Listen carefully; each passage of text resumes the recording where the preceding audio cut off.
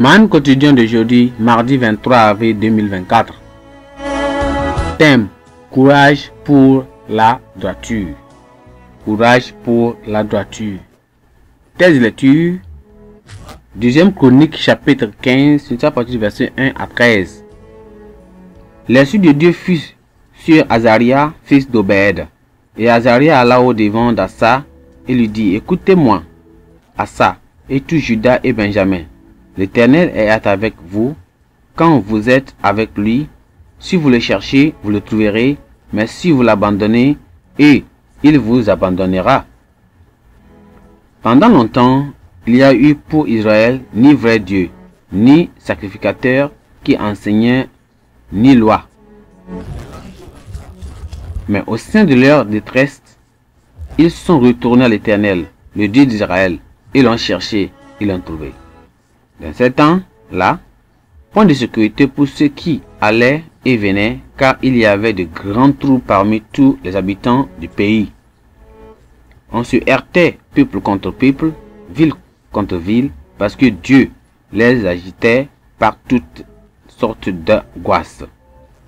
Vous donc, fortifiez-vous et ne laissez pas vos mains s'affaiblir, car il y aura un salaire pour vos œuvres. Après avoir entendu sa parole et la prophétie d'Obed, la prophétie d'Obed, le prophète, Assa se fortifia et fit disparaître les abominations de tout le pays de Juda et de Benjamin et ces villes qu'il avait prises dans la montagne d'Éphraïm, et il restaura l'autel de l'Éternel qui était devant le portique de l'Éternel. Il rassembla tout Juda et Benjamin et ceux d'Éphraïm et de Manassé et de Simeon qui habitaient parmi eux, quand un grand nombre de gens étaient, se joignirent à eux lorsqu'ils virent que l'Éternel, son Dieu, était avec lui. Ils s'assemblèrent à Jérusalem le 3e mois de la 15e année du règne d'Assa. Ce jour-là, ils sacrifièrent à l'Éternel sur le butin qu'il avait amené 700 bœufs et 700 000 brebis. Verset 12. Ils prirent l'engagement de chercher l'Éternel, le Dieu de leur père, de tout leur cœur et de toute leur âme. Verset 13 dit: quiconque ne cherchait pas l'Éternel, le Dieu d'Israël, devait être mis à mort, petit ou grand, homme ou femme. Le verset clé, c'est le verset 8.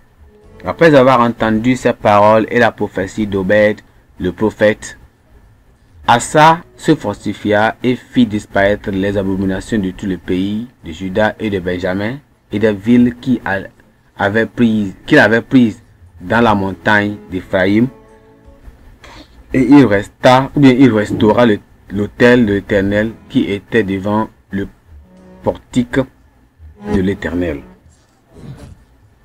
Amen. Martin Spolistra raconte une partie de l'histoire inspirante et intrigante de la courageuse missionnaire en Afrique appelée Marie Slessor dans les années 1848 à 1945. Marie a senti que Dieu l'appelait à tendre la main à des gens qui n'étaient pas les siens. Elle a donc quitté sa maison en Écosse pour aller servir les Africains. Au cours de ses voyages en Afrique, cette jeune femme courageuse a dû accepter le fait que même elle avait des craintes. Marie est devenue une avocate des femmes d'Afrique et s'est opposée à certaines pratiques cruelles des Zokong ou bien des Zokoyong. Par exemple, les coutumes locales exigeaient qu'une mère de jumeaux soit mise à mort avec ses enfants jumeaux. Marie a sauvé la vie de centaines de mères et de leurs jumeaux. Un jour, Marie a entendu les cris d'une femme Okoyong attachée à des piquets sur le sol. Un homme s'apprêtait à la brûler avec de l'huile bouillante parce que la femme avait donné de la nourriture à un esclave affamé pendant l'absence de son mari. Les lois au Kong ou bien au Koyong exigent que la femme soit punie pour son offense. Marie courut vers la femme qui criait et se mit entre la femme et l'homme qui tenait l'huile. L'homme a dansé autour de Marie, menaçant de verser l'huile. Malgré l'huile bouillante et la taille de l'homme, Marie a tenu bon. L'homme finit par recueillir ou bien reculer et la femme fut sauvée.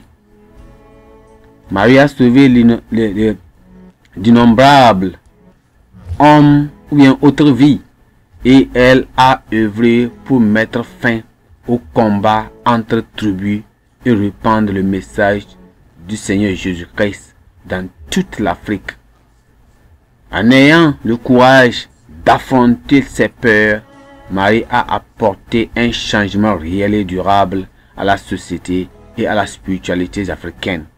Quelle belle façon de vivre sa vie. Asa venait de monter au trône de Juda. Il est monté à une époque où tout le pays semblait avoir été vendu à la corruption. Il avait oublié le vrai Dieu et depuis très longtemps, il n'avait plus de sacrifice, de sacrificateurs ou de prophètes pour leur enseigner la parole de Dieu.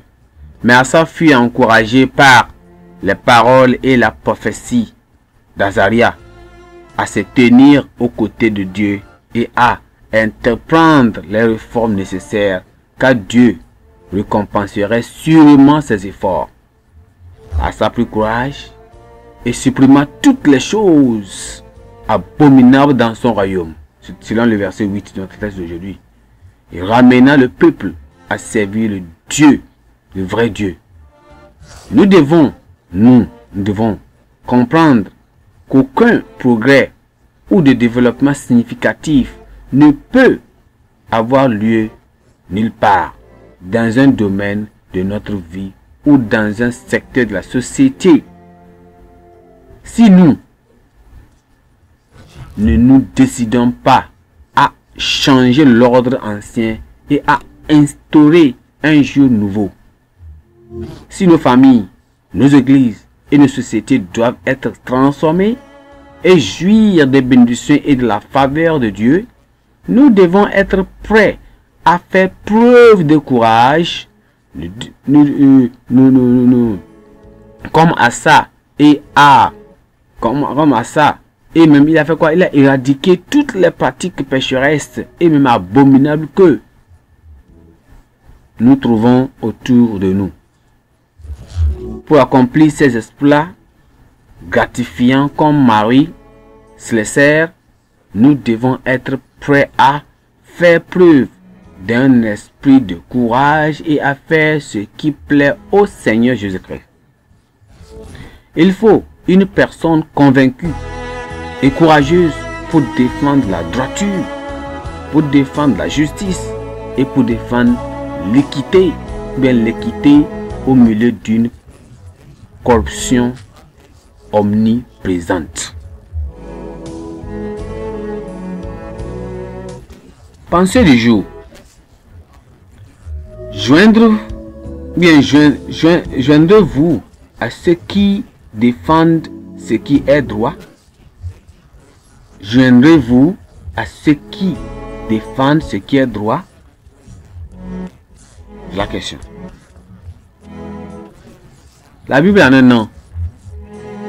Psaume chapitre 119. Nous sommes à partir du verset 57 jusqu'au verset 176. Amen.